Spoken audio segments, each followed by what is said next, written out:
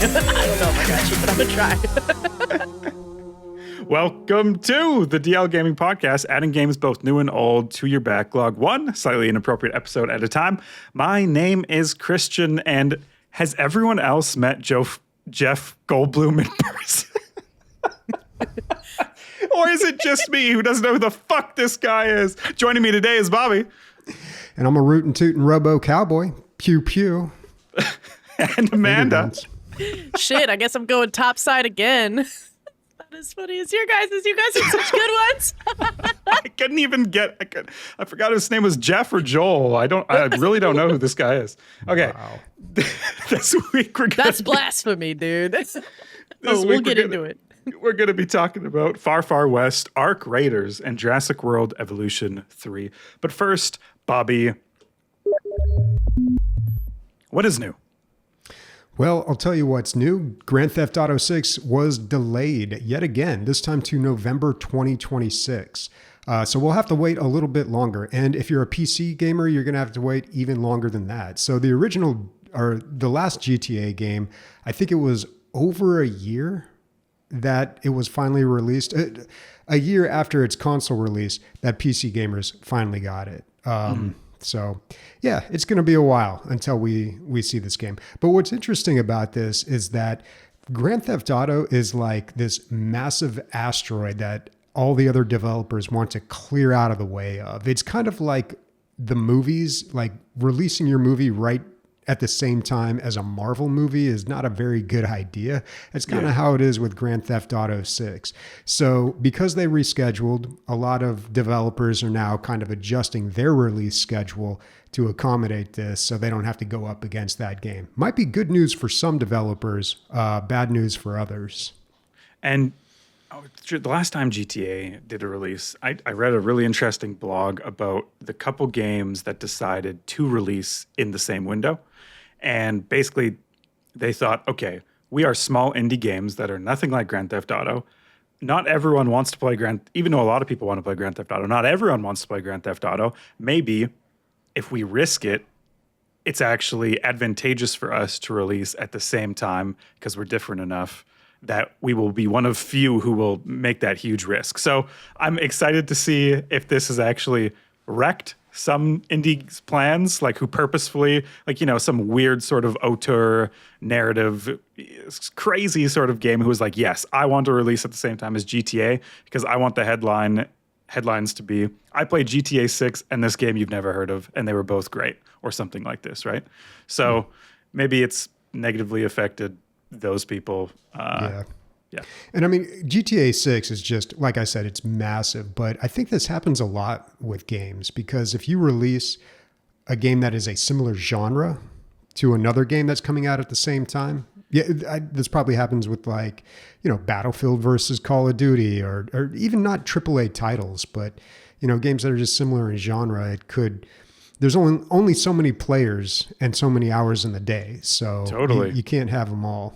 Yeah, Anno released at the same time as a little indie city builder called Whiskerwood, which was like Timberborn with cats and mice. I think we talked about it on this show a while ago. The same day, I was like, oof, that kind of sucks, man, because a lot of people who play that game are also going to be playing Anno, and they're going to be paying a pretty penny to play Anno, and that likely means perhaps they don't have the extra cash to pick up Whiskerwood. That game is in early access. It'll probably be in early access for a long time. I think Whiskerwood will be fine, but just the week one, a little daunting. Anyways, sorry. GTA also, there's a CBC article about the union busting at Rockstar that is claimed to have happened. So 34 employees got laid off. The employees are saying it's because they were speaking about forming a union, and Rockstar is saying they were giving away company secrets. So I don't know how this gets resolved. I mean, I truly don't know how it gets resolved. Does it get resolved in the court of public opinion because people, you know, bring evidence forward, or does it have to go to court till we find out who's telling the truth here? I don't know. And that might impact release or reception or how that gets played out as well too. Like, we'll see. Yeah. All right, Amanda, what's new? Well, this is your yearly reminder to re-thermo paste your CPUs, guys. So Just a friendly little reminder. We needed to thermal paste the PC that I have, so took it apart. Turns out liquid cooling is so complicated, and anything related to your CPU, when you have liquid cooling, now you have to deal with liquid cooling just to do it. So if you have to rethermal paste your CPU, you have to drain all the liquid cooling and redo all of that just so that way then you can get into your CPU, which there's some people listening that I'm sure can feel that pain, know that it takes a while to do all of that. Hopefully you don't, and you just have to, pop a CPU, pop it out and repaste it. But anyway, just a nice little reminder in case anybody kind of forgot, although I feel like most of the time your computer lets you know. The other thing that is certainly much more larger and entertaining, I suppose, is Tarkov 1.0 finally released, and I put in here, who cares? Because I was somebody that really loved Tarkov and don't. So got some interesting stats for everybody. It's not doing too well. Spoiler to no one, or surprising to nobody. I think a lot of people that have always disliked Tarkov are now like, yeah, no, that checks out. That makes sense. But anyway, just for context, we were kind of talking about games that release similarly in time, right? And so Tarkov, obviously it's been out for a while, but the 1.0 being released now is not too far from when Arc Raiders was released. They're in similar genres. And so I obviously will be talking a lot more about Arc Raiders as well. But just for some comparisons, I've got on here the SteamDB. We've got only in the first 24 hours, there's only 35,000 people playing right now. We'll just call it 36. We'll round it up. 36,000 people playing Tarkov right now. I pulled up the stats for the first 24 hours of Arc Raiders, and it was 264,673 people. So to compare first 24 hours of both games, right now, Arc Raiders has 419,705 people playing. Do you guys think Tarkov is going to get even to the 100,000 mark? Well, those are interesting, but I figure most people who playing Tarkov are not playing on Steam. So maybe the numbers are a lot closer than what SteamDB might be showing us. Maybe, but I'm not convinced because see, when I was playing Tarkov, I was fucking playing Tarkov. So I have a lot of friends that are massive Tarkov fans, still are, and I'll get into this as well when I talk about Arc Raiders, but I play with them in Arc Raiders as well, too, some of them. And it's a whole different game when I play with them because it feels like what we wanted Tarkov to be when I play with them. And I'm telling you right now, not a single one is playing Tarkov. They're still playing Arc Raiders. Most Tarkov players that I've seen have been kind of like, yeah, whatever. I'm not really interested. I'd rather play Battlefield 6 or Arc Raiders. So... yeah. It's very interesting to read the reviews on Steam of Tarkov because there's a lot of negative reviews, mostly for technical issues, getting past the launcher. Apparently that was done very poorly. Yep. But then the positive reviews are like, I hate this game. It makes me feel like shit, yet I love it and I keep coming back to it. It sounds like me when I played MOBAs. So, I know that's what Tarkov's all about, being incredibly difficult and challenging in all these different ways, but still oddly satisfying. But I don't know. I don't play those games. I don't have any time for those types of games. I played Tarkov almost day one, back when it was practically Russian spyware. And I've hated it since the beginning. And a consistent hater. That's what we love about consistent. you, Bobby. I've been consistent. And I think the advantage that Tarkov here has over Arc Raiders is that it's been around for so long and everybody knows it. It's kind of like PUBG. It's always going to have that base. But at the same time, I see this a lot too, where there's these super difficult, challenging games that make you feel terrible but keep you coming back, kind of like that slot machine effect.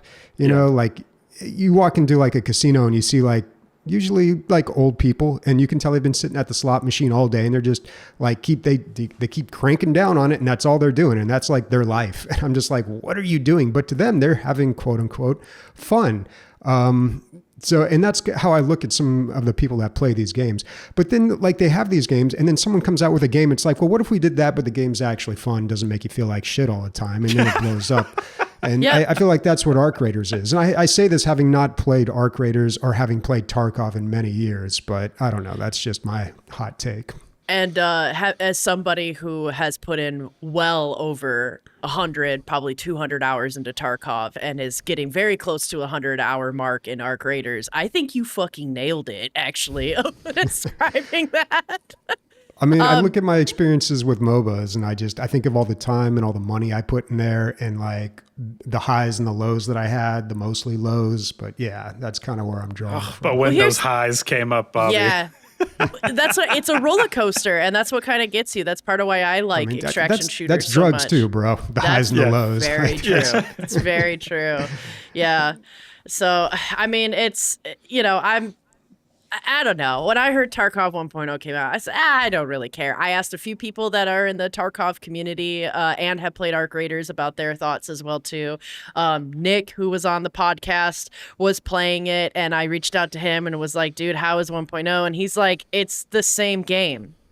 He said it's the same game, but I think Arc Raiders is so much more fun. And then we just switched to talking about Arc Raiders. So I don't think anybody really cares that much about Tarkov. What was great about it was the live sim and the gunplay. But like Bobby said, I mean, when you take all of the elements that people did like about Tarkov, like the gunplay and, making a game that was kind of complex and challenging, but then you actually make it fun, that's how you end up with Arc Raiders. So but the 37,000 people who are playing right now, this podcast's opinion is they need help. we need people one-on-ones. It's a cry for help. Yeah. It's a cry for help. Yeah, get some help. Yeah, and don't go to the Russians for it. They're just you are listening to this, playing Tarkov or plan to play Tarkov, get help. Yeah, phone a friend. Get help. Well, I mean, speaking about like somebody taking the kind of mold that's been there and really elevating on it, Christian, what's new with you in the Steam hardware? This isn't even, I feel like, what's new with you? We always say that. This is what's new with everyone. The core to our souls. This is big news. So Steam hardware, 3 things have been released, or I guess 4, but 3 things that on the hardware side. The Gabe Cube, Gabe VR, and I don't know what to call this one. Controller Gabe controller. So if you have a better name for the Steam controller, let me know. But these 3 exciting pieces of hardware were announced midweek, coming up before our recording of this podcast. And I mean, I think it sent shockwaves through everywhere, but I don't really know if it got everyone excited, but I'm not sure what this actually is changing because we have the Steam Deck and Steam Dock. Now, I say that as someone who doesn't play VR. Maybe on the VR side, it's a lot more impressive. And from some of the reviews I was watching, it seems the tech guys, I don't know, like Linus and some of the other people I was watching, they were more focused on the VR and how awesome the VR experience was and how lightweight it was without like the tethers in the corner, and you can, still be immersed when something that you just literally put over your head, and it's that simple. The controllers, dual wielding trackpads, I don't know. That's cool, I guess. Same thing as the Steam Deck. What are you guys thinking? I don't know. I'm waiting to see how this plays out because Valve has an interesting history with hardware. They've had some really big successes and some like huge flops too, but they keep trying and I admire that. This is not the first time they've released like a Steam PC or a Steam machine. Mm-hmm. And I mean, you can still even build one out there. They're basically computers with their own operating system on it that runs basically Steam Big Picture. So I don't know. The controller looks cool. I don't think I'd ever use it. The VR, it basically looks like ski goggles. So that's like the smallest VR headset I think I've seen to date, like one that can perform in the way that they say it can. It's kind of crazy how we've gotten to the point where it used to be like these big massive things. You got cords going everywhere. And now it's just like basically like putting on some ski goggles. So I don't know. Like I'm waiting to see the price point on that, but I'm not like super interested in this. Now, I do like Valve's philosophy on all this. One of the things they advertise with the Steam machine is that like you can put your own operating system on this. You can do whatever you want with it. It's your PC. And when Valve really started looking at hardware, this was what, 10? I can't remember, maybe like 10 years ago, but it was around the time that Windows made some announcements, and it looked like Windows was going to become this like real closed shop and make it very difficult for gamers, which was scary because I think we were dealing with games for Windows Live at the time, and that was awful. They finally got rid of that. They had the Xbox Store, which is much better. But the idea was Windows, for all of history, Windows has been the best platform for PC gaming. And for a minute there, it looked like that may not be the case in the future. So Steam was like, this was a market that, I keep saying Steam, Valve was like, this is a market we could potentially capitalize on. If like this, if Windows isn't going to be the best place to play video games, we need another alternative here because we're in the business of video games, our PC gaming. But yeah, I don't know. These are all cool things. I love that Valve keeps doing this stuff. Like they, especially having a Steam Deck now, I can see like the attention to detail they put into these things. So you're not going to know until you get hands on with these things, really. But it looks cool. Hands on. Speaking of that, yeah. Okay, but right before Bobby, I saw this hilarious tweet. It's like, Valve's bombshell hardware announcements excite strange people with 10-year-old PCs running movies as media centers on the big screen TVs. Like, I feel like this is like there was a comic like, oh babe, I don't use Netflix. Come on, there's anything you want to watch right here on this little device, and then he pushes the button. It's like, brrr, like it's like 10-year-old PC that's like whirling. It's so annoying. And I immediately thought of you because for the GameCube at least as like a media center device seems kind of like a no-brainer. It's so sleek, dude, and it's awesome. Yeah, it's like it could work like that. I mean, I already built my media center a little while ago, so like I guess I don't. Sorry, I didn't mean to insult you like that. Okay, Amanda, what do you think? Well, I'm honestly very excited, especially about the Steam Frame, the VR headset.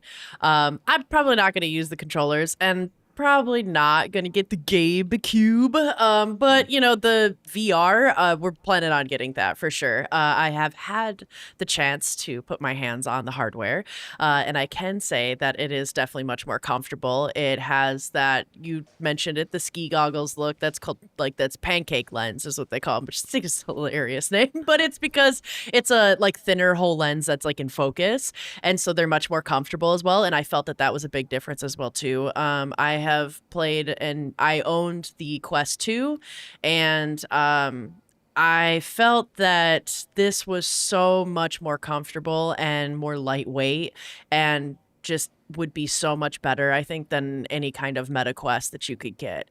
I have heard and know that like with the hardware, that I think Quest puts a lot into their cameras. So when you go outside of your ring of play, like the camera quality is a lot better.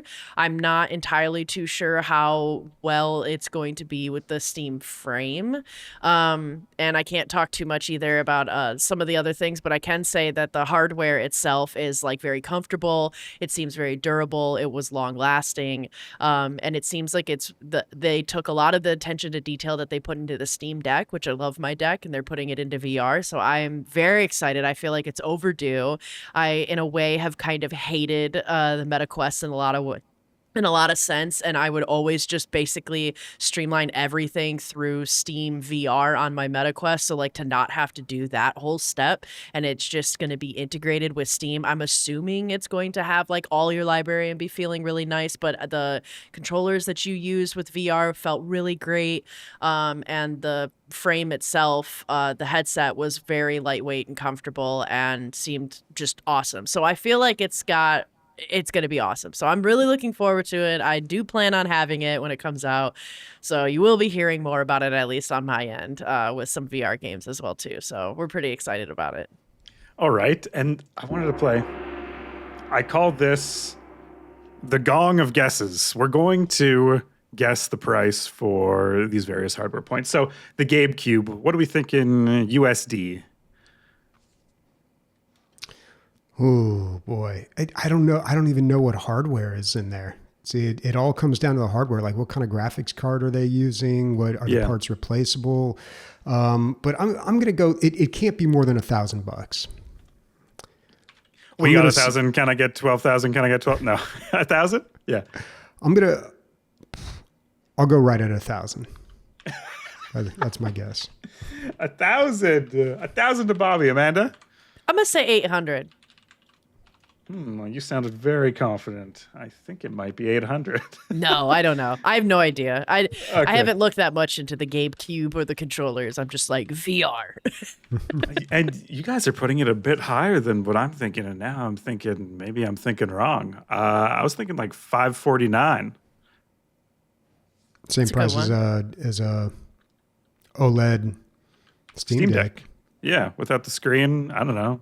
That's probably a bad guess, but we will see when this comes out. Christmas? I don't know when this is coming out. February? Did they announce it? I can't even remember. I don't think they announced when it's coming out. I'm not Okay. Sure. Gabe VR. I think this is going to be like 600. I know that they're trying to make it a lot cheaper. Like, that is a point, is that they want to make it more affordable. That's how much the Quest is, right? It's around that price range. If that's the case, I'm changing my answer to 400. Wow, all right. I'll go with 600. I think 600's on the money. What was the Vive? The Vive was like 800, right? Yeah, and I could have sworn the first VR that came out was over 1,000. That was the one that was that the Index, I think. Might have been. And it was over 1,000, where you had to have an entire dedicated square. Yeah, I remember it was 1,200 Canadian. Not cheap. I'm going to split the difference, say 500. I have no idea, by the way. This is just me playing the odds. For the controller, I was thinking like $90. Wow, I was going to go 60. That does seem a little low, because an Xbox One controller these days is pretty expensive. I was going to say 120. 120, yeah. Because it has the rumble. What does it have? Oh, shit. I don't even know if it has. The haptic feedback? I thought it had haptic feedback. Am I making that up? I'm pretty sure it did. But it also has the stuff that the Switch controllers have, is when you physically turn the controller. Oh, an accelerometer? A gyro? 180. Oh, an That's going to be 180, dude. 180. Look at all the attack. Yeah. 180, yeah. All right, 180. Okay, so those are our guesses, guys. Obviously, we have no freaking idea, but I'm hoping everything is on the cheaper side. I would love to get a Steam controller to use my Steam Deck, because it's plugged into the Steam dock right now, and I'm using it as a console. You need a Steam controller for your Steam Deck that's plugged into the Steam dock. Into your Steam TV. Yeah. In my Steam room. In my Steam house. Yeah. We're living in a Steam world, den. folks. We're living in... Okay, cool. It's Gabe's vision. What did we play? Bobby, did you play this game on Steam? Tell us truthfully. I did play Far Far West on Steam. Okay. So Far Far West, I brought this up a few times on the podcast. It is a 1 to 4 player first-person shooter co-op game. You play as robot cowboys that go on missions, you collect rewards, and you spend that to buy power-ups and cosmetics and stuff. It's got guns. It's like a first-person shooter, but it's also got spells too. There's some magic involved. So it's the got. way you said magic made me disdain. We got a lot going on here. I mean, we got magic. We got hate magic. weapons. It's kind of a steampunk vibe. There's robots. It's a Western. Yeah. There's a lot happening here. That sounds like Westworld. Does it come together though? That's the real question, and I think it does. So visually, this game looks a lot like Sea of Thieves, and it's got, because one of the magic categories is voodoo. It's got a lot of glowing items, and just the way that this game looks reminds me of a game that I always liked. Nobody really remembers it. It's called Full Mojo Rampage. It was a fun little twin stick shooter co-op game from 10 years ago that not a lot of people played, but I got really into for a while. But it's got that same kind of dark but glowing voodoo look to it. So the game looks great. This Far Far West game looks great in screenshots and videos, but you never really know until you actually play the game, right? And I love co-op games, but there's good co-op and there's bad co-op. it has to be done right. And after actually playing this game, they had an open beta for like 2 weeks, so I got a good chance to like really get into it. It's a really straightforward action shooter. It just throws enemies at you kind of nonstop, so you always have something to do. You always got to be shooting. You know, you're shooting, you're throwing spells. ABS. As soon as you, yep, exactly. As soon as you kill somebody, there's more guys coming around the way, and you go to like areas and there's little like events that you have to do. But for the most part, like really, the moment-to-moment gameplay is just mowing down enemies. It kind of reminds me of Risk of Rain 2, where it's just like constant influx of enemies. The problem with it, though, is it lacks the synergies of items in these roguelike games. So like when you play these roguelike games like Risk of Rain 2 or even Gunfire Reborn, you're getting all these different items and they change the gameplay drastically. Like you get something that does this and it combines with something that does that. You put them together, it gets this whole new effect, and all of a sudden like you just have, it's not just that you're doing more damage, but you're doing it in a different way, or it affects mobility. Like there's just all these different dials that it can turn. And that's what's really fun about these Vampire Survivors likes or these roguelikes. But this game doesn't seem to have that. It's just kind of, you go back in town, you get your credits, and you can get like 5% faster reload, 10% more damage, you know, things like that, like pretty linear upgrades. Lame. Yeah. So I was a little disappointed in that. And on top of that, it doesn't have, like, it's co-op, but it doesn't have any roles or classes really. Everybody is damage dealers, basically. And you can do damage in different ways. Like you can really go into the spell, you can level up your spells and get more and have them do more damage, or you can like get a different type of gun and like have that do more damage. And you know, this is not even in early access yet. So there are things, and I haven't played deep into the game. So they could totally change this, or this could be a bigger part late game. A lot of times games like this, they take a while to get to the point where you get to do that. I don't know why. I'm like, why don't you just put the fun part at the beginning? But I don't know. I don't design games. It does have boss fights, and the boss fights remind me a lot of Gunfire Reborn. You've got this huge boss. They've got like an attack pattern that you've got to figure out. You dodge certain types of attacks. A lot of the attacks are just like in Gunfire Reborn, like they'll send circles of stuff that you've got to, like kind of like a ripple effect. That move out that you've got to dodge, and God, they have I haven't like played different Gunfire phases. Reborn in forever. This review is making me, or this experience great is making game, me man. want I to play love Gunfire Reborn. I've gone back to it like on 2 separate occasions and just gotten totally hooked and then burned out on it. But like, but I mean, I get burned out, and then like a year later, I'm like, I should play that again. And then like, I'm hooked all over again. Like, yeah, Gunfire Reborn is great. It's my favorite one out of all these games that try to do this type of stuff. So I don't know, like right now, Far Far West is looking like it may not have, like it doesn't have any sort of hook, like anything that like really is like, oh, that's cool. Like that keeps me that makes me want to keep playing and keep going. Like I'm not going to keep playing just so I can get 5% more damage on my shotgun, you know? So I don't know. If they do another play test, I'm going to check it out again. I did have a chance to play with like other players too. Like I queued up with a bunch of randos, and you know, that's important to do in a game like this because it's meant to be co-op.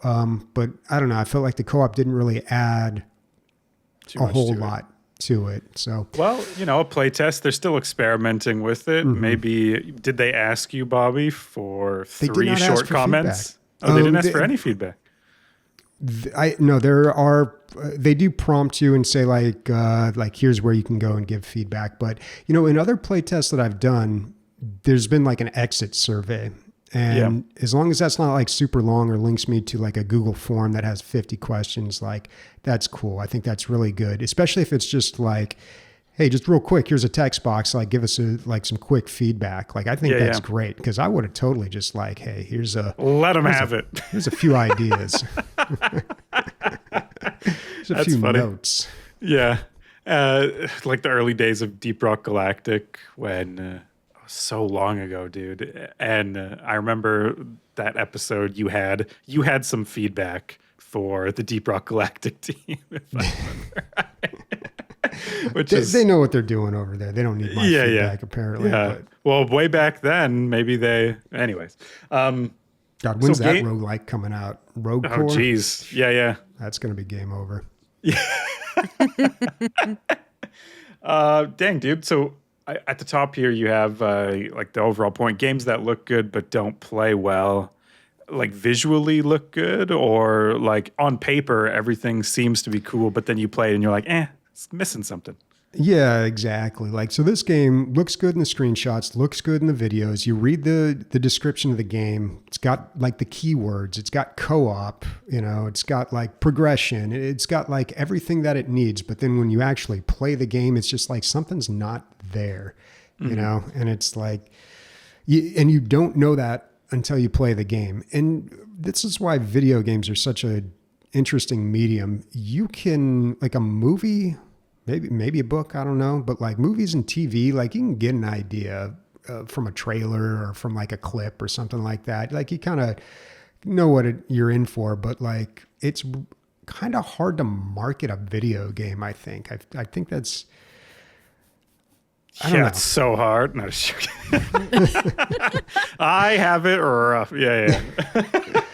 I mean, not necessarily market it, like, because marketing, you just got to get people to buy it, right? But I mean, to convey the feeling of what it's like to play this game to somebody without them playing it. Like, how do you do that? That's tough. Yeah, difficult. Demos, I guess, right? Demos, yeah, or showing other people playing them. That's why Twitch streaming is so good for video game marketing, because what's the best, you watch someone play, you can instantly get kind of a feel based on their emotions that they're going through. Totally. Yeah. I think community can be a big, huge part in the marketing of a game. Can it? Yeah, which is why it's going to bring me to my point. I'm talking about arc raiders again. And in a way, I'm sorry. I know I already talked about arc raiders. And in another way, I don't care, because there's a lot of good shit to talk about with this game. And there's a lot of cool things, mostly that I really wanted to touch point on, like the community and just also the relationship that they have with the devs. There's new things going on. So Arc Raiders has this roadmap just for even the 2025, where basically each month they're going to be releasing a map and an entire event and an entire like in-game story with new enemies and new stuff to go with that. And so November, they just dropped what they're calling the North Line, which there's so many little details about this game that I love as somebody that loves to read and loves narration of things and story. Like they have an entire, so the whole world of this game is on the premise that you're in these underground tunnels called Speranza, and the way that they're releasing these maps is you're unlocking and clearing as a community to the new map through a tunnel system. So cool, and it's so smart because it allows them almost infinite possibilities of new maps to go to, because all it takes is that, you discovered a new tunnel in this underground city that takes you to a whole new map that goes topside, because the whole point is that sorry, in my mind, this seems incredibly cool. Is this like you and your three pals get to the edge of the map, you unlock a new tunnel, and then boom, it's now unlocked for everyone else? Is that how it goes? No, it's they're doing something that's kind of similar to how Helldivers 2 did these like massive community events where you were fighting hordes. They're doing something similar where basically we as an entire like existence underground, all the community in Speranza is going to work together to clear it. So the way that they did this with the North Line is one of the traders, his storyline is kind of that he does a lot of the explosives. He's like kind of the mechanic. He does a lot of the fixing ups of things, but like especially specializes in explosives. That's what you can buy the most from him as a trader. And his thing was that it was like focused on him, where he found the tunnel and he needed all of these supplies to create these massive explosions to clear the tunnel, because so much of the stuff is like a post-apocalyptic kind of vibe in a way, where like so many of these tunnels are going to be blocked and they need to be cleared and there needs to be work. And just like how it would be if we all lived there, everybody would be coming together to clear these to then get through them. So they're phasing these things out in certain like community markers. So like the first one was that they needed supplies, that this guy needed a bunch of supplies so he could create a bunch of explosives and open up the tunnel so then everybody could go. And I think the devs expected it to take like a few days, and it took like 24 hours because the community overwhelmingly donated like everything that they had to make it happen, and it just skyrocketed. And there's like articles about how like the devs were just shocked to the point where they had to actually nerf progression to extend it so that way the people would like spend more time on this instead of just like chewing through it. That's the danger with these, and that makes me feel, hey, get your cheap tricks out of here, Mr. Magician. You know, like, look, you can have an effect on the game world. And then when you have an effect, this happened in Helldivers too, they're like, whoa, that's too much of an effect. Let's tune it down. And you just realize it's like numbers that are arbitrary on the, that's at least how I felt with Helldivers. I thought the idea of Joel being the DM was so cool until people were digging into it and were like, okay, they've just tuned down our missions because of how effective we are at the strategy side of this. They don't have the resources to actually develop in tandem with how quickly they initially wanted to reward us. Their timelines were way off, essentially. And now they've edited the game.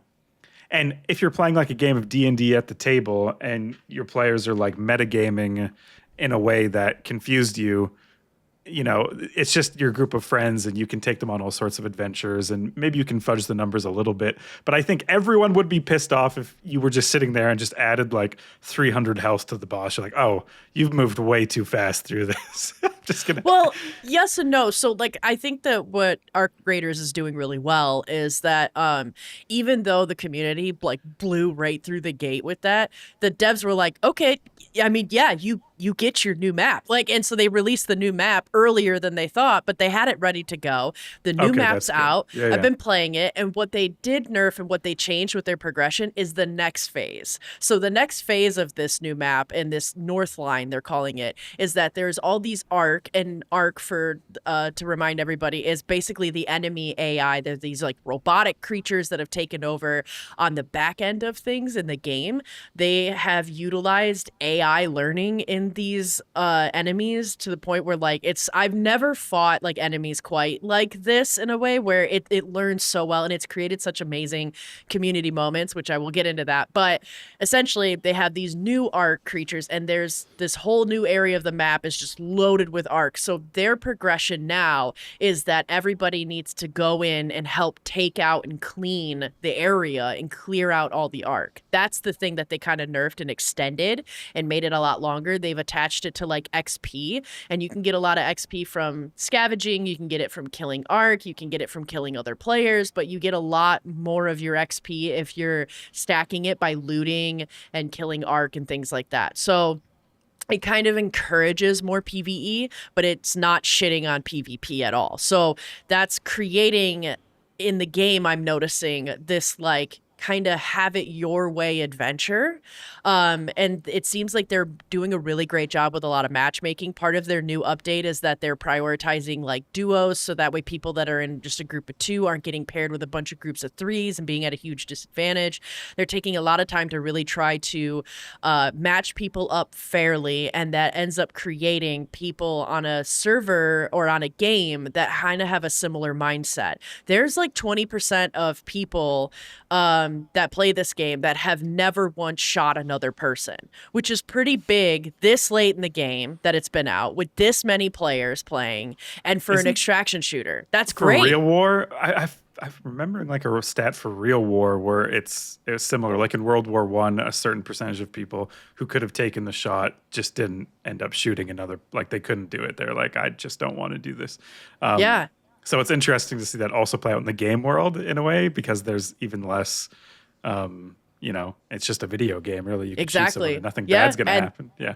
And also, too, with their free loadout system, like you could just back to back to back get like free guns, free loadouts, and it doesn't matter. So like it it's kind of like you can kind of play it however you want, but what's happening is that there are so many kind people playing, I think, that like just don't want to fight and don't want to do stuff, or they're having so much fun fighting the actual like NPC enemies because they're AI learning, so they're challenging. Like it is challenging to fight these arcs. And then sometimes, you know, some rat people might come in and try and take an advantage if you're fighting. Yeah, because if you're fighting like some arcs and then people wait until you're almost dead and then they come in to take you on, like that's some rat shit. But like the game allows that, so that is an element that could happen. And sometimes you might wake up feeling like you want to be a rat and you play a game that way. And so it's kind of, there's so much freedom in like how you want to approach other people and how you want to approach the game, which is really, I think, becoming like the community is becoming such a core mechanic in this game. And I love watching that in video games because I felt like I saw it in Ark. I'm sure I mean, in a way, League of Legends even has that. Their community's toxic as shit, but the community is a huge impact of the game, like truly almost as a part of a mechanic. Like it's inspiring people to work harder and like grind in League because of that, right? And so I feel like the community here is really cool, but also on top of it, to have a dev team that is super passionate about it and listens. We were talking about the feedback thing of giving feedback to the devs and how if you've got to do a Google form, then like instantly most people are turned off. The way they do it here, which is really smart, I think, is every time you end a match and you go back down into Esperanza, it's not every single time, but it is frequent. It's probably like every other or every 3 matches. They'll have like a how was your last, and then they just give you faces to pick. So you have the really frowny face all the way to the really happy face. And then there's a link that you can have if you want to give more feedback. But otherwise, it's just really quick, like, did you like that? Did you not? And then their questions have been different. It's been like, how would you rank your interactions with Ark? Or how would you rank that last match where you played PvP? Or like, how would you rank the story and finishing out the quest of this? So like they're asking very specific questions, but you just have to give like a, you know, basically 1 to 6 of like how you felt about it. And that's it. And it's really quick. You do it and it's like, thanks for feedback, and instantly sends you to the main page of where you're at. And so that I think was done really, really well. And I just feel like this is almost like a third-person shooter Extraction light because of the community. The content coming out is so funny. I've seen so many videos of people like role-playing hard out of things, which is really funny. Like one guy, he goes around and when he knocks somebody down to where they're like bleeding out, he starts playing game music and he's like, "Welcome to Arc Raiders Trivia, where if you get all the answers correct, I have a defibrillator and I will bring you alive and give you whatever is in my inventory." That's so great, dude. That is so the funny. That's emergent sandbox gameplay. Put that on the Steam page. That's like fucking when we were playing Insurgency. I never forget this guy, Telephone. Somehow he made his Steam name like ASCII art of a telephone, and he would only communicate in beeps and boops. And sometimes you would hear him behind you. He'd be like beep boop boop. Boom, dead. And like, cause I just stuck to the bit, bro. And when you saw him in a match, you were like, fuck yeah, it's Telephone. And I feel like it sounds like there's lots of Telephones in Arc Raiders doing all unique stuff. So much, dude. So much. There are like people that have taken upon themselves to like basically just save everybody like at the extraction points. Like they just post up there and they're like, "I want to make sure you get home safe. I am here to protect you." And it's so funny. Like there's such hilarious content. There's one guy, and because of that AI learning that I was telling you about with the enemies, it also has been creating really incredible moments. Like I just this morning saw a video of a guy who hopped on a Rocketeer, which is this massive flying robot who shoots missiles. And they take a lot to take down, and they're very difficult to kill. They are one of the more harder ones to go after, and most of us avoid them. But this guy, as a part of this new map, they've released a whole bunch of new grenades and weapons and items to craft and things like that too, because the crafting's pretty extensive, but feels very intuitive and is pretty easy to manage. There's just a lot that you can craft, which is kind of nice because you can basically kind of craft everything, which is great. Back to the rocket guy. But back to the rocket guy. Yeah. And so with the rocket guy, he like made this like massive like kind of puck mine, and he hopped on. He's got a whole like cowboy hat, and it looks like a cowboy, and he hops on top of the rocket, and he's like putting down this mine, and he's going, "Yeah." He's acting like he's riding this thing, and it is. And just before he puts it down on top of the creature, and because of the AI learning, the Rocketeer, I've seen this a few times, knows that when somebody's on top of it, it flips. So it drops the person. It goes way up high and then flips them over so that way they fall to their death, which is terrifyingly intelligent for an NPC that you're fighting to learn that. So, but anyway, as he drops, he triggers it and the whole thing explodes. And, and some guy jumps up and he's like, "Did you just one-shot a Rocketeer?" The guy's like, "Yeah, I lassoed him and I jumped on him, rode him, and then banged him, got him good." And these are two total strangers, and the guy helped him up. He revived him. From the second you said role play, Bobby has had one eyebrow raised. And it hasn't gone down. He's like, "I don't care for role play." But that's why I like this game too, is because it really is choose your own adventure. There are so many people role playing. There are so many people working together that I feel like it's really such a good chance that if you're somebody that's like, "I don't want to go in and play Tarkov," you don't have to. And that's what's so cool and fun. But also, if you are somebody that's like, "I want to go in and play Tarkov," I know exactly how you can do that and line that up, because I've played with quite a few. I've been playing with a lot of people, and there's some people I play with where I instantly know. We get to the point now where we join into a lobby and we're like, "Okay, how do you want to play? Do you want to attack every single person we see, or do you want to do quests? Do you want to do this?" And so people are talking to each other about how they want to approach these matches, because you could just go in and play like Tarkov. I joined with a bunch of my Tarkov buddies, and we went rolling around and what I would call doing rat shit, where we were just killing people and only aiming to kill people. I've seen my partner do that last night. He was just running around the new map killing people, and that's it. And you could play that way if you want to. And the beauty is that they're matching it in such a way that they're kind of learning that if that's starting to become your style, they're matching you with other people that are doing that style. So you're less likely to be running in like Tarkov and killing people that just want to have a good time and just role play and talk. They're not matching those people together. So that's cool. Why it's really smart the way that they're doing it. Your fiance, he needs some sort of call sign. Just from when we were playing Marvel Rivals together, he's just so good at video games. I feel like he's the silent killer in the, I imagine him doing ninja shit in Arc Raiders and "You didn't even know I was here. Now you're dead."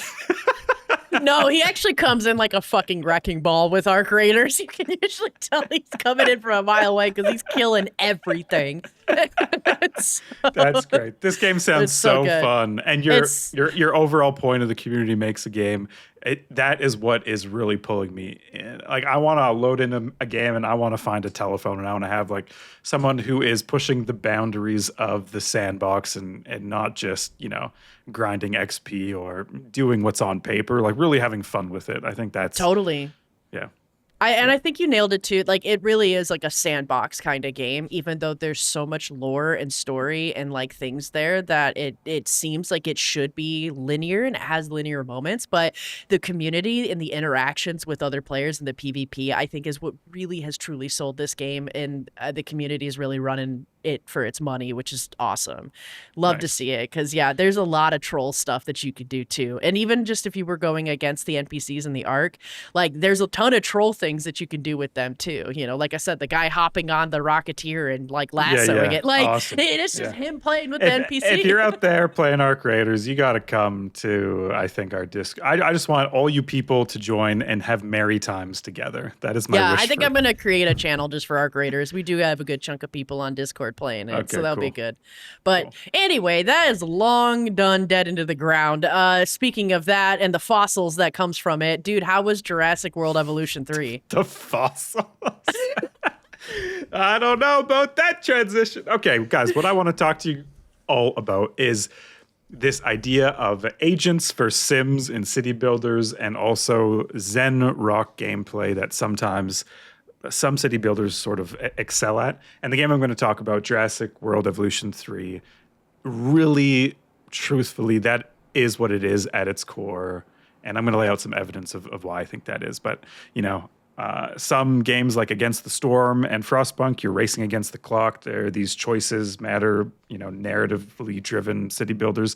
You feel a lot of tension, you feel stress. Other games like Factorio, they're all about packing up boxes and how efficient can you make things. And then there's some games like Jurassic World where it's just about how fucking beautiful you can make your dinosaur park. So yeah, Jurassic World Evolution 3, just in case anyone doesn't know what it is, it's this dinosaur park builder set in the Jurassic universe. A universe, I don't know who George Goldblum is. I don't know. It is created by Frontier Developments, and these are the people who brought us a lot of other park games. So Planet Zoo, Planet Coaster, and Roller Coaster Tycoon 3.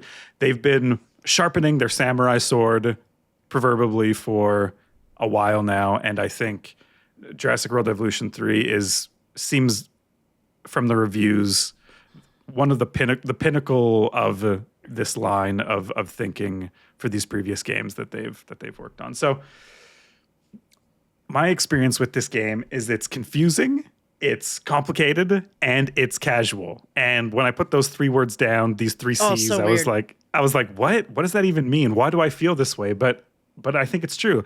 There's lots of menus, which makes me confused. Like the UI of this game feels like I always get lost in it. I'm like, okay, I have to go to the control room to get to the scientists. There's 3 maps I have to navigate. They all do different things. This feels to me how other people must feel when they load up like Crusader Kings 3 or Europa for the first time, and they're not used to sort of the muscle memory of how those games work, which to me, I feel like it's intuitive now, but at one point it wasn't. And now I'm in the chair playing Jurassic World 3 and I feel like such a boomer. I'm like, what? How do I get my dinosaurs in the park? Why is it so complicated? And this game comes with a boatload of mechanics, and I'm just going to list a couple of them, some of them just to show the breadth. So you got your ailments that your dinosaurs can get. So diseases and parasites. You have the habitat satisfaction of your dinosaurs. So their social needs and their environmental needs. Like, do they want trees or swamps? And what sort of other dinosaurs do they want to hang out with? The appeal of seeing those dinosaurs for the people who come to your park. So do people want to see little leaf eaters being cute, or do they want to see big carnivores doing carnage stuff, right? Do they want blood sports? Do they want gladiatorial combat in the dinosaur park? The territory, so how each dinosaur in their unique environments relate to the dinosaurs around them.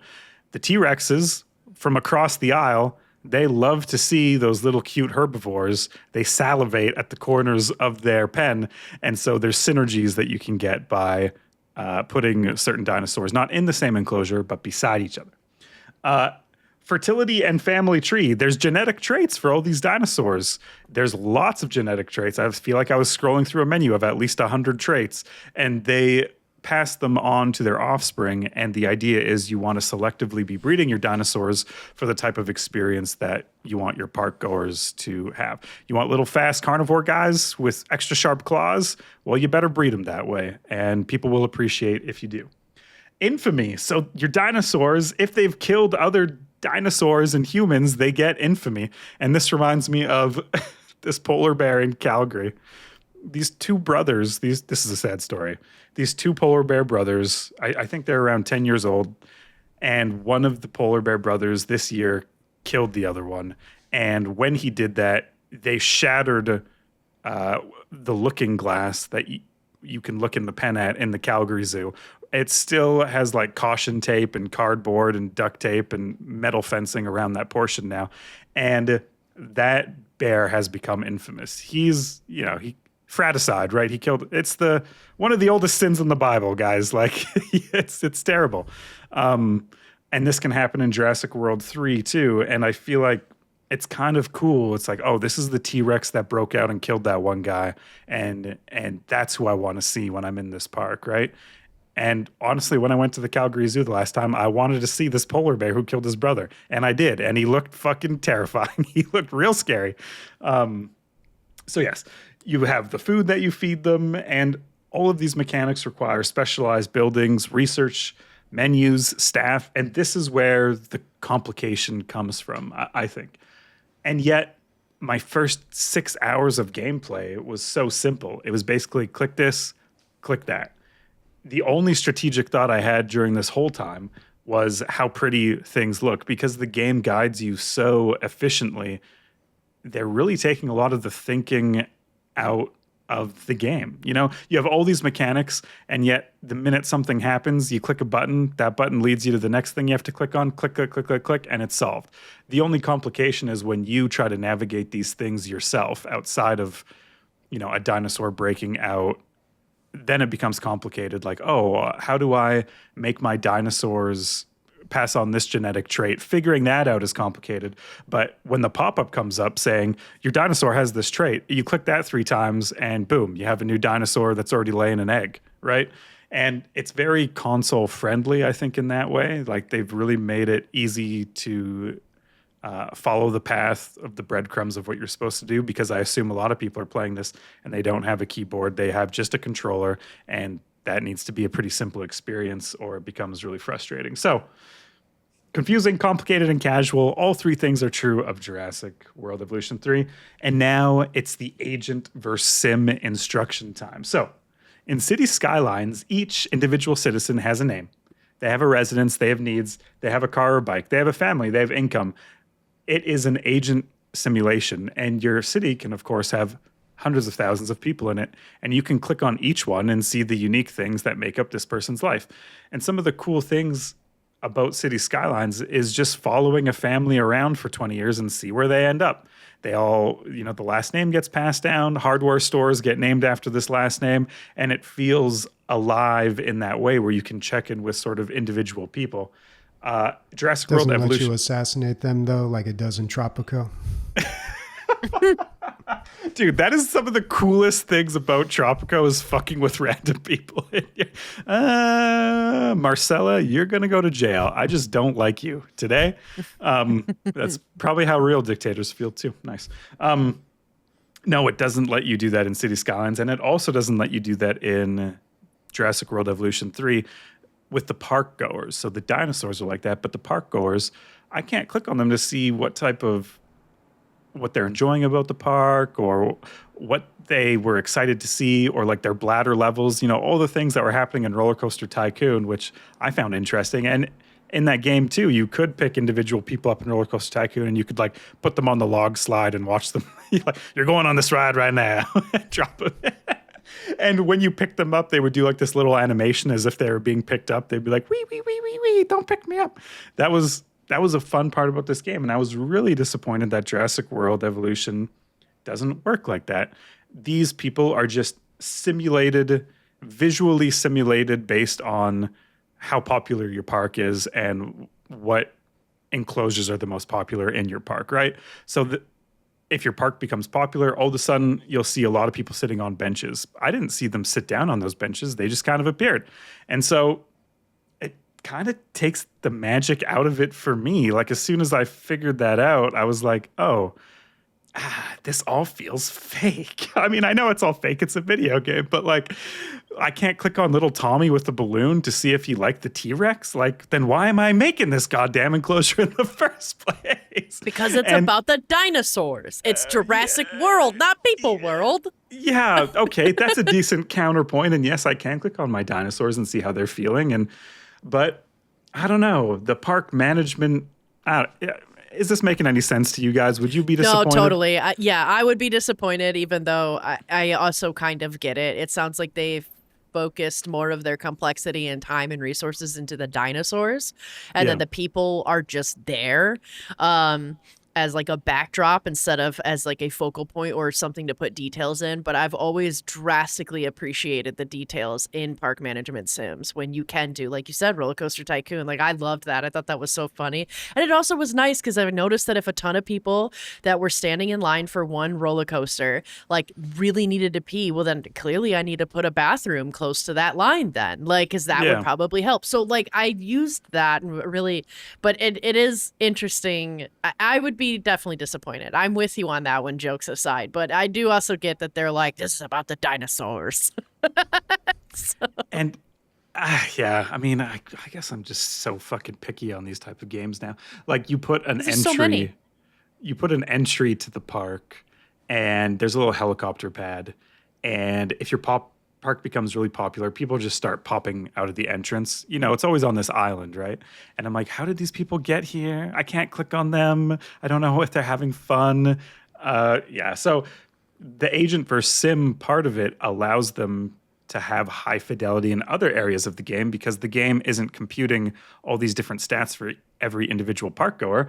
The game looks beautiful, and that's why I think this is really a Zen Garden game. The most fun I had in this game was making a beautiful wall. And I spent so long in this wall because the little 3D tools they have are so detailed. Every little doodad in the game can be enlarged or rotated or flipped on its head, and you can make structures like that part and parcel to really fit the vibe about what you're trying to do in your park. You can edit every single structure in the game. It also gives you a pre-constructed structure, which is nice, but you can also make the parking lot bigger, or you can, make the road longer, change the color of the flowers, whatever you want to do. And in that way, I could see myself as a retired person playing a lot of Jurassic World Evolution 3. Yeah. Because just the attention to detail and the time sink of making things beautiful is really satisfying. And my last point about why I think this is a Zen Garden and this with the simulation versus agent thing is I was playing through the campaign and I really do not care about the Jurassic World universe, and it's throwing all these characters at me and all this voice acting, and I'm like, I don't know who these people are. I don't care. I do not care. I just want to run my park. And he was really trying to push the story on me. And I was like, okay, I got to go to sandbox mode because this is just not for me. And in sandbox mode, it gives you a lot of options. It's like, do you want a casual experience or do you want a normal experience? Now, I want normal. Like I want constraints to my park because that's what makes these games fun. And I loaded up normal mode and I start building my park and I'm making this wall. I'm having a good time. And I realize there's no money. I was like, wait, where's the money? And I go to my options and disease is on, sickness is on, approval is on, rating, like all the constraints are on, but money is off by default on the standard mode. I had to go in to the settings to turn money on. And so when I realized that, I was like, okay, I'm missing the point of this game. This game isn't necessarily designed for what I want to get out of it. It's a Zen Garden, and I am trying to force it to be a different type of game, a different type of park builder. It's just all about the profits, dude. That's all you care about is the money. Where's the money? Yeah. Are they having fun? Can I get them to pay more money if they're having fun? Yes. Yeah. Dude, that was in Roller Coaster Tycoon, changing the entry fee to like $50. Now that this used to be $7. Now it's $50 because I have the roller coaster of death, brother. Come on. Anyways, that's Jurassic World Evolution 3. Jeff Goldblum's VO was lost on me. Guys, is he a big deal? I don't know. Is he? Yeah. Yes, he is. Yeah, I think so at least. Yeah. I feel like he's a pretty big deal. Yeah. Yeah. Okay. He's very famous. Lots of people love him. I don't know if we could go as far to say that like he was the Pedro Pascal of his time. What do you think, Bobby? Do you think Really? that's an accurate comparison? Yeah. Everybody loves Jeff Goldblum. I mean, we know Christian's feelings on Jurassic Park. Oh, maybe it's an American thing, man. Who's everybody? I saw him in this Netflix show about Greek gods before I saw him in Jurassic World. Maybe that was the problem. I was like, what's Zeus doing in Jurassic World? It's like when I called one of the characters in Grace and Frankie, the gay guy from Grace and Frankie, to Bobby, and he's like, dude, that guy was so much that you know him from that movie before anything else is disappointing to me. Okay. This podcast isn't just about the lack of culture that I have absorbed through my skin. It's about the games we want to play, Bobby. And what is that? Tell us. This week, I'm going to talk about Salt 2, Shores of Gold. This is the sequel to Salt 1, which nobody knows about. Nice. Sodom and Gomorrah? I just stumbled upon this game. Just kind of randomly happened upon it on Steam. And right away, it looks like Sea of Thieves, but just not as well done. It's an open world RPG game. It does have a main storyline, but it was being marketed as like a co-op non-PvP Sea of Thieves with 1 to 6 players. So I was like, that's kind of cool because like I love Sea of Thieves, but you know, and now they do have like a single co-op mode, but they totally nerfed like the loot you can get. But one thing that I think a lot of people always wanted from Sea of Thieves is just a non-PvP mode. So yeah, this game, it's made by Lava Boot Studios, or Lava Boot is the name of the developer, which I thought was kind of a cool name. And I looked at the games they'd made before, and obviously Salt 1, and then there was some other game. And as I looked at them, I'm like, this looks just like this game, but I can see how they have slowly gotten better at making games that look more, not only like involved with like more mechanics and more things going on, but a lot better looking. Like you look at their first game and it's pretty rough, and then they have Salt, looks a little bit better, and then Salt 2, which looks, you know, pretty decent. So it looks like this is a smaller team just doing their thing, and like, you know, you want to support that. What's interesting about this though, so it's like Sea of Thieves, but only co-op mode. But unlike Sea of Thieves, you can actually level up and you can craft gear. So I thought that was cool. And it's got a main storyline. So it's not just like totally open world sandbox, do whatever. Like there's a point to it. If you read the reviews though, there's some big red flags here. Number 1, no ship combat. How do you have a pirate game with no ship combat? That's a problem. I don't know. Might want to look into that. And some people were like, Salt 1 was better. And I'm just like, I don't know how much weight to give that. You know, it wasn't really, or did you just spend a lot of time with it? So I don't know. You can tell right away from looking at this game. It's not as polished. It's not as mechanically intricate as Sea of Thieves. You know, Sea of Thieves, like it's just like the way you control the boat with the sails and the steering. And then if like the steering, the thing's damaged, it's harder to turn. And just like the little things like that turn very mundane actions in the game into engaging gameplay. Despite its graphics, it's a authentic simulation of running a boat. Like the game takes that part seriously. I thought when I was playing. Yeah, and it's not just about being authentic, because like you can do that in a game and it can not be fun. But Sea of Thieves makes it not just fun. I don't like using the word fun because it's just like, what does that even mean? You hate it's fun. Engaging. We know. It's engaging.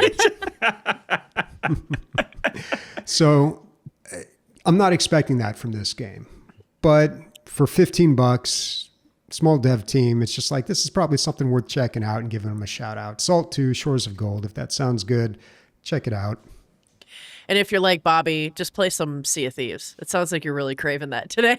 Yeah. Was this just an excuse to talk about Sea of Thieves? Yeah. I always love that, but it's just like, do I have 3 hours to play? And, you know, like, do I have people to play with? Like, it's a big lift to play Sea of Thieves. Yeah. Totally. I don't have a good transition from yours to mine. I'm just going to get into it. On my radar, I put this game called Rue Valley. That is the name of a motel that is the location and setting that you're at. There is a demo out right now for it. I highly recommend, if anybody was interested in narrative games or Disco Elysium, then like it's certainly worth the demo to check this out. But what is it? It's a narrative isometric RPG. It's done in this kind of artistic style. It reminds me a lot of Disco Elysium, so I will be probably making quite a few comparisons to that. But there's also the way that Disco Elysium used to do this thing where it would just be like wall of text, and it might do line for line of the text, and you can kind of change the speed of that. What this does in comparison that I like so much more, Rue Valley, is that they actually kind of do it like it's a comic. It's still off to the side, but it's a lot of comics, and you'll get like a lot of the onomatopoeias like across the screen. It'll be like room, and then a car shows up, and so like that's very done in a comic book artistic style. And the way that this game was made is also obviously very artistic and very beautiful, I think, too. They do a lot of really good jobs with the colors, and the lines are really nice and crisp, and it feels like a really good storybook. I've always really appreciated these kind of narrative isometric games that feel like I had to get into the mindset of like, I'm gonna sit down and read read, and Yeah. instead it's going to be more of an interactive kind of reading, which is why this game's on my radar. And I'm hoping that once I get a TV, which is coming in like the next week or two, I can sit on the couch and play this game, because that's how I want to do it. I don't want to sit at I wouldn't sit at my computer and read a book. I would sit on the couch and read a book. So that's usually how I approach these kind of games, because the story is super good already so far. You're this guy that appears to be in court-ordered therapy. It's giving like rehab vibes, but there isn't any kind of, I'm still discovering why he's in this court-ordered therapy. Why was he sent to this motel where there's a bunch of other people in court-ordered therapy for a motel? Again, it feels like rehab, but there's no proof yet so far that that's why they're there. And that's part of what you're kind of discovering and uncovering, is that there's something obviously very wrong with this guy in terms of like mental illness, and his concept of time is kind of like messed up, which is ends up kind of being a cool thing in the game. Like, I've already gone through 3 days that have felt so much like the same day, and yet slightly different things, that I can't tell if you're supposed to be like in a flashback, or like you're part of this guy's world where he also doesn't know, and he feels like he's having the same day in deja vu. So it's kind of cool the way that they've done that so far, to show that. And a lot of the ways that you unlock different ways to talk, or different narrative points, has so much to do with your personality. In the very beginning, you have to put points into what your personality is, and it's things like introvert, extrovert. It's things like calculated and impulsive. And so it gives you these different traits, and in order to unlock certain things, very similar to Disco Elysium, because Disco Elysium had basically your personality, or like your impulses. They had something like shivers, when your ability to have that kind of heightened sense, like if you were playing Phasmophobia and it got really cold and you felt like there was a ghost there, like that kind of shiver feeling, that intuition, like that was a skill point. But here in Rue Valley, it's kind of like your introvertness is a skill point, and that might unlock a different narrative, or might prevent you from actually getting something or finding out something because you're not extroverted enough. So I think that that's super cool. That's something that I loved so much about Disco Elysium, that it seems like they're doing here, which is pretty neat. But this is the first game, I think, since Disco that I was like, wow, this reminds me so much of one of my all-time favorite games. And so I'm certainly intrigued. I'm hoping that it's as captivating and as as deep, I mean, in a way of story, and layered, kind of like how Disco Elysium was. But this was cool. It seems to be like kind of an insight into more of a mental health thing, instead of Disco Elysium being so much more focused on like a detective work and a political thing. So I need to think play it'd be Disco kinda cool. Elysium. I feel like I'm missing like pieces to understand video gaming as a whole by not playing Disco Elysium. It's super unique. I feel like it's one of the narrative, like, isometric games that like really kind of changed a lot of things, for sure too. Yeah. And is big. I would highly recommend, and what I really want to do with this game, Rue Valley, what I wish I had done with Disco Elysium, is take the Steam Deck, play it on the Steam Deck, but put it on a TV, because with the Steam Deck, the text, and this is Steam Deck playable. Rue Valley is. I think Disco Elysium might be verified, but an issue that's going to happen with both is that because they are so much text, it's going to be so tiny on that little screen, which is why I think it would be absolutely ideal to connect it to the TV. They're not graphic intensive, so it should look great still on the TV. And this way you're going to actually be able to read it, and you can sit on the couch and enjoy reading it instead of like sitting at your computer trying to read it on the screen. Dude, reading, I find it's so much more difficult for me to read along a piece of fiction on the computer than it is to curl up with a book and read it. And I don't really know why. Like, I really struggle with it. But facts and figures and going through like PDFs and stuff, I feel like is fine. But yeah, just something about, I don't know, something about myself, and maybe someone else out there has the same thing, but like I cannot read a story on my computer. Yeah, it was really hard. I think a big reason why I was able to really dive into Disco Elysium so much was because of the pandemic. Like, I played Disco Elysium when everything shut down and I had a whole week of staying at home. And so I really sat down and I was like, I am going to do this. I'm going to read it. But it felt very weird in the beginning and it felt really anti-intuitive because I'm so used to laying in my bed and reading a book or curling up on a chair or couch and reading a book. And that's really kind of, I think, how you have to approach these type of narrative isometric games is that you are sitting down and reading a book, especially something like Disco Elysium. It wasn't voice acted. They might have voice acted the first line, but I mean, there's so much text that you're just reading. Whereas I will say what's really cool about Rue Valley is that I think almost all of it or majority of it is voice acted. So that's actually kind of nice that you can kind of go along with that. But again, I just feel like it's not the place to sit at your computer, and that screen is definitely too small for a Steam Deck. But I think that a nice happy medium would be the couch. With the text enhancement that Steam Deck has for like a bunch of games, you hold the thumbstick and the trackpad, and the text becomes way bigger. Yeah, Is that?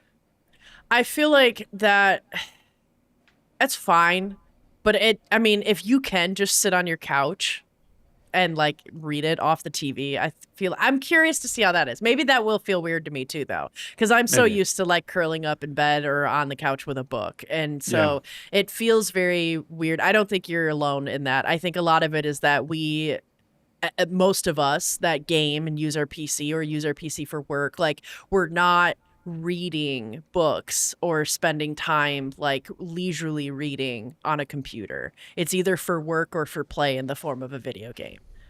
And so we haven't established the habit or association enough that books are on the computer at the computer desk that I think that it just feels weird and I don't know. There's probably, I don't know if that's exactly it for me. I think there's some research out there, and I don't want to talk about it because I'm just going to be quoting nonsense, but that we read differently on the computer. Like the way our eyes track, because the monitor itself is, I mean, my monitor is pretty big. The left to the right of it, where the text is displayed, is quite a big area. When I have a book in front of me, I can see the whole paragraph in one area without moving my eyes.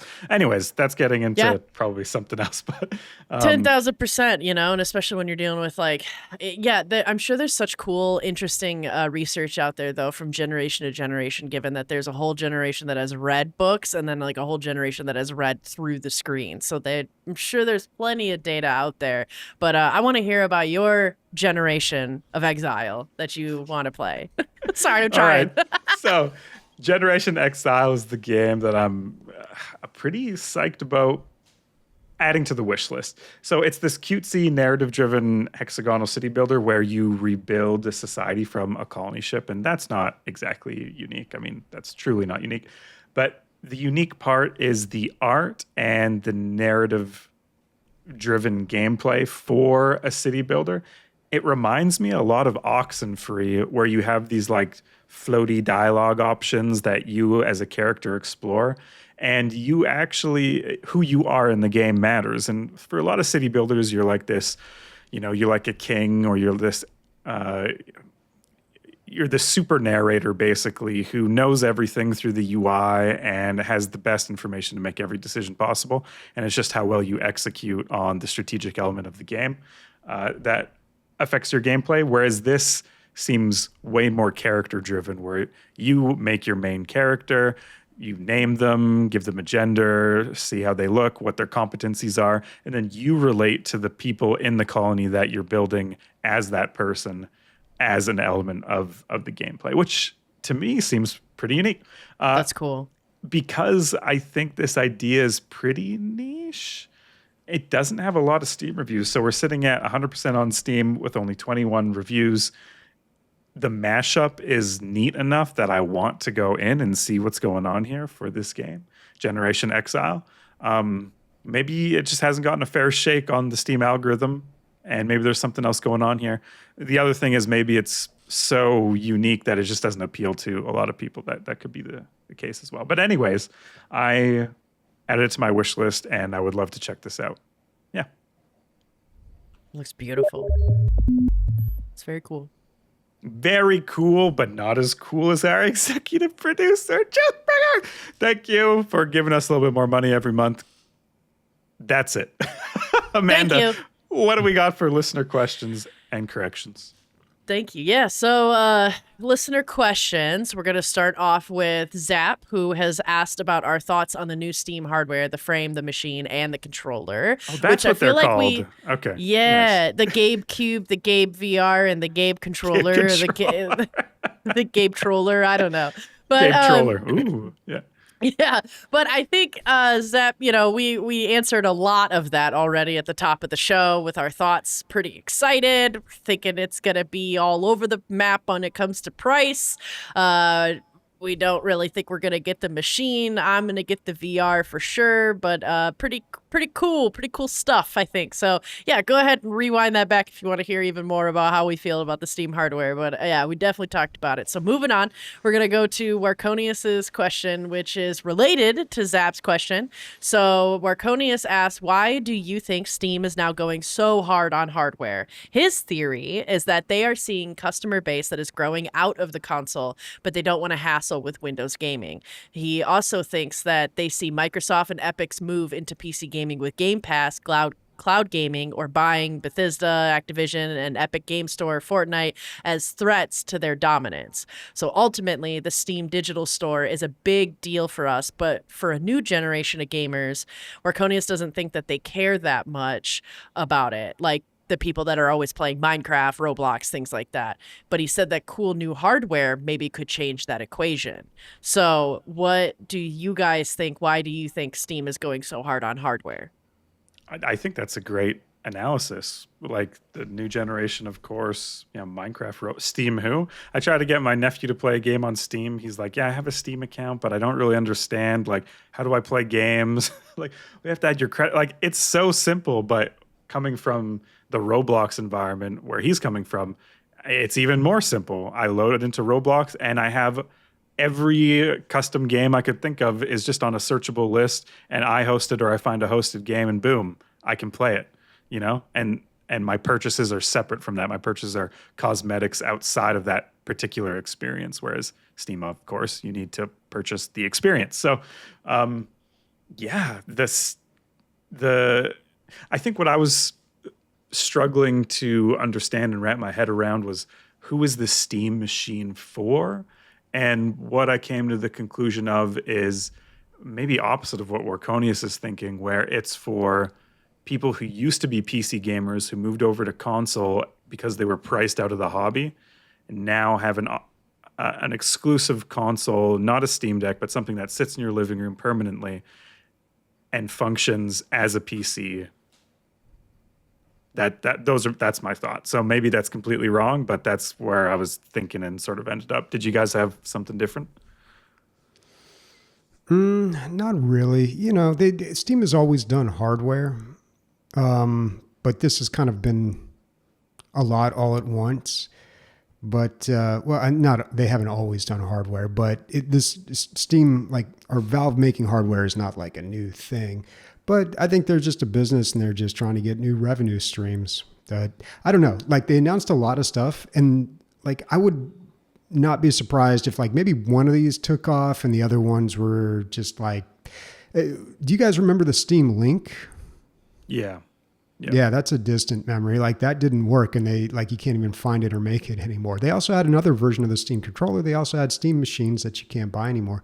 They tried these, they don't work out. They stopped making them. But then you have something like the Steam Deck or the Index that does work, and they roll with that. So it'll be interesting to see what makes the cut here. I do think the marketing is a lot better this time around, because back when they did the Steam machines, it was a little confusing. There were a little too many options. It wasn't very clear. This is just one box. There it is. There you go. Mm-hmm. Yeah. I think that they're trying some new things for sure, and I'm not necessarily sold that the controllers are going to take off. I could see dual trackpads. Dual. It was big for Halo 2. It's big for Steam. Maybe. I don't know. I personally feel like their VR is going to take off because they are really going to probably change the market in that they're going to make it much more affordable. I know that that's one of the things that they're trying to focus on. Is making it a huge contender to go up against the things that are already out there. And it's something that they already had like some success with as well with the index. So I feel like that's going to be the big thing, but I feel like they are always, like Bobby said, they're always kind of trying to do new things with hardware and focus more on hardware. And I also think too, maybe they might be trying to dabble their toes and go into the different streams that might have a place for them in the market of console gaming, like Christian said too, where like, yeah, people can then use their Steam and go to Steam, but have it as a console form that isn't just the deck. The Steam Deck to function as a console, it takes like a little bit of a rigmarole that the average person probably doesn't really understand or wouldn't want to spend the time on when they could just buy an Xbox. It comes with a controller, boom, plug it in, and you got the Steam Deck. Then you have to get the Steam Dock. Then you have to get probably an Xbox controller is the best one. But when I have people over and we're using it as a console to play like party games, to get all the controllers set up and the wayfinding for like it's not simple, right? Like it takes a little bit of troubleshooting, and so hopefully that maybe that's fixed with the Steam machine as well. Very true. Absolutely. And it sounds like they're kind of fixing some of the other like troubleshooting that usually VR takes, because VR is another one where like a lot of times you have to like mess with some stuff and figure it up, build your like perfect little nest of when you're going to play VR, things like that. But with Steam having their own and it being affordable for most people to play, like that should take away a lot of that troubleshooting too. Hopefully, we'll see. Nice. Bobby, what are we plugging this week? This week we're plugging Discord. Discord's where it's at, guys. Go to dlgaming.net, click that Discord button. That's where we're all hanging out. We're talking, we're sharing our thoughts and our feelings and our pictures. We're playing games together. Like that's really the heart of the community, and you should be a part of it. So check us out over at Discord. Over at Discord. Even Bobby is sharing stuff in Discord lately these past couple months. Maybe he's feeling sentiment. I don't know what's happening. Okay. Bobby, also, do you know who's studying microeconomics? Just super randomly. Yeah. So last episode, if you were watching on YouTube, you may have seen my notes flash up on the screen. I thought I removed that out in post, but apparently I didn't. So yeah, during the show, I realized I had some extra tabs open and I started closing them, and it showed them for a brief second. So yeah, if you want to learn something about microeconomics along with me, go check out last episode. Yeah, and thanks for that question and noticing that, Warconius. You know, DL Gaming, this is the podcast where you learn something new every time. Right? That's true. Microeconomics. Okay. Dun, dun, dun, dun. My name is Christian. Joining us today was, of course, Amanda and Bobby. Tune in next week when we talk about remakes, remasters, and reboots, the three R's of the gaming apocalypse. Why is there no new ideas anymore? Some people think it's because of these. We're going to talk about that next week. So, Amanda, what's the outro music? Yeah, we're going to be listening a little bit from a good old classic, a goodie, a well-beloved person in the community. We're going to hear some music from the Cheese Vendor from Divinity Original Sin 2. Goodbye. Be the big cheese on your block with a wheel of the good stuff. No one has as many friends as the man with many cheeses. Not in the mood for cheese? That excuse has more holes than a slice of this fine Got Gorgon that bear. Gouda?